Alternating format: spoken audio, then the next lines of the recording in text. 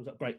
So, my name's Tony Edwards. For those of you that don't know me, which I think is all of you, but it doesn't matter. I started my company back in 2019, 2020. Before that, I spent 15 years in the IT industry, and 6 of those were within procurement. With this in mind, today I thought I'd cover 10 essential technologies a business should consider to implement to either streamline their operations, enhance their productivity, or to stay competitive in 2024. I'm conscious I've only got 9.5 minutes, so this is going to be a very, very quick whistle-stop tour. I think everybody in here knows me, but anyway, I love computers ever since I was a kid. I do have an IT degree. I haven't just fallen into this. As I said, I've got 15 years experience, held various roles within the industry, from help desk, sales, up to head of IT. I've run this business for 4 and a bit years, supporting SMEs just like you. And do you know what? I've won a few awards. Last year I won 4, and I'm in the running for 2 more in 2024 already. Anyway, enough about me. Number 1, CRM, or customer relationship management. So having a robust CRM in place is imperative right now. It helps you manage your customer and your prospect interactions. It enables you to track leads and improve your customer satisfaction. Your tool could be as simple as something like an Excel spreadsheet, if that is what works for you, but it's essential for maintaining strong relationships. And your system will be even better if you can add some automation into it, which is something else entirely, even better now with all of the generative AI stuff going on. Number 2, being communication channel interoperability. That's a long word for a Tuesday morning, isn't it? Being contactable regardless of location has been a thing for ages. It's only really since COVID that many small businesses have realised its benefits. You don't have to carry 2 mobile phones. It means you don't have to pay for 2 mobile contracts. There is a trust that comes with having a physical landline. You know, a plumber in my area might have a mobile number, and there'll be another plumber in my area with a 02380 number, for example. They, you know, that trust in the back of your head is, oh, they've got a locally based number. They must be local, but that might not be the case.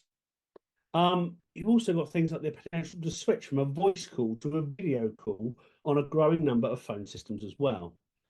Please note that the current phone system infrastructure is due to be switched off next year. So if you're still using phones on traditional phone lines, you need to take some action. Next up, project management and collaboration. Now, this could be something as simple as a module within your CRM, or it could be a completely separate application. But this will enable you to manage projects, tasks, and deadlines. It can also be a way of enabling teams to collaborate, track progress, and to stay organized. Now, this next one, a little bit provocative. Website and email. So your website is like a shop window, right? It provides information on your products and or services. It also helps to build your credibility and trust. And if it's working the right way, it should be able to bring you in new business leads. Likewise, email is a core business tool. If you don't have a website, it doesn't matter if you've got a great website in your own domain, if you then pair it with a @hotmail or @gmail.com email address, it's going to have an adverse effect on your good-looking website. It's going to detract trust and credibility, because you pay for a website, you've got a domain name. Chances are, depending on the service you're in, you might have marketing materials or a wrapped vehicle, and they've got all of that lovely branding on it, and then you've got bobstires@gmail.com as an example as the email address.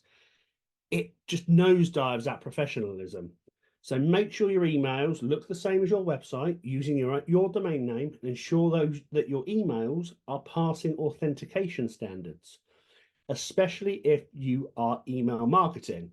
There is a checker on my website. Regular attendees of this meeting have probably scanned it before. If you scan the QR code that's on screen, it will take you through. You can check your domain name and it'll give you a score. Social media.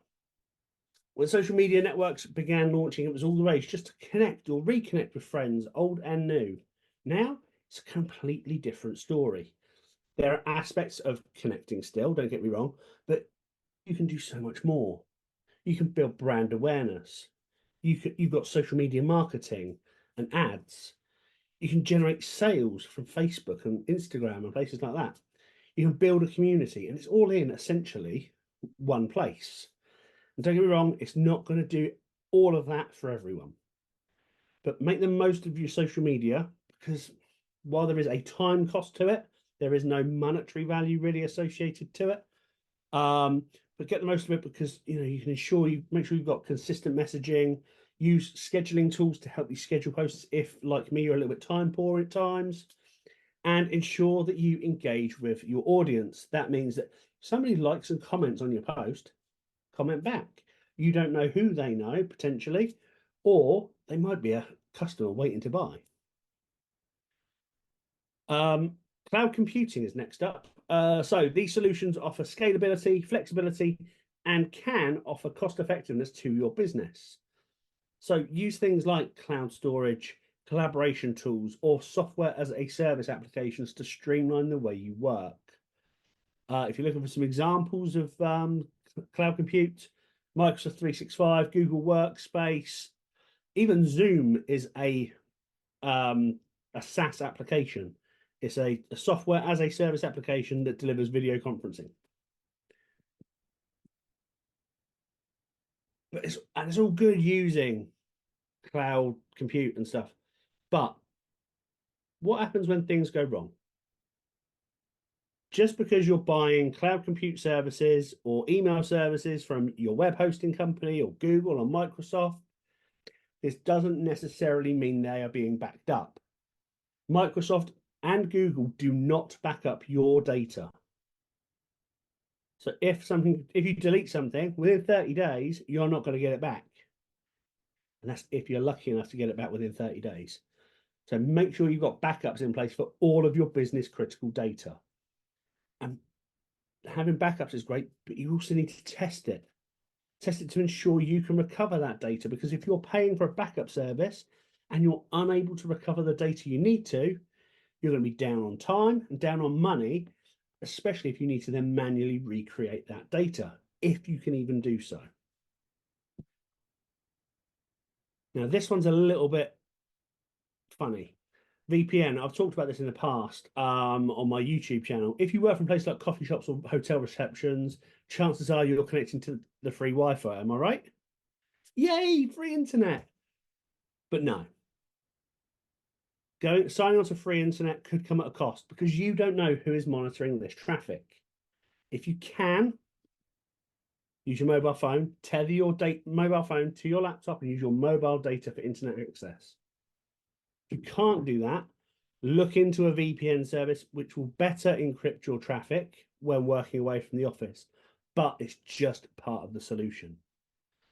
Also, never perform any sort of online shopping or online banking when connected to free internet hotspots. Sounds simple, right? But so many people just do it. Automation tools. I get bored of doing repetitive tasks. It really bores me to tears. I'm sure many of you are the same. I'd much rather be doing something interesting than manually sending emails to new newsletter subscribers and things like that. This is where automation tools that are either built into your CRM or Zapier or IFT can come into their own. They use scripts to save you time, reduce manual effort, and enable you to focus on a bigger item on that to-do list, while the automation does the boring stuff in the background. And finally, cybersecurity. Of course, it's going to be cybersecurity. Protecting your data is of the most paramount importance. There are ICO fines to worry about, cyber attacks, ransomware, phishing emails. These are just some of the things that are out there, not forgetting about the horrible people out there scamming people. So you need to invest in high quality cybersecurity tools. If you're using anything that doesn't come with a price tag, stop. Because chances are you're just as risky as if you were using nothing. You need to invest in a higher quality tool like a next generation antivirus, or EDR, which is endpoint detection and response. You need to make sure your devices are encrypted, you're using firewalls, and some form of zero trust to safeguard your business. You might also want to consider Cyber Essential certification as well. So next steps, consider where you might have gaps. Talk to a tech expert you know, like, and trust. If you don't know, like, or trust me, you can fill those gaps. If you've got any questions, you can book a chat with me at the link there. I make that 10 minutes on the dot.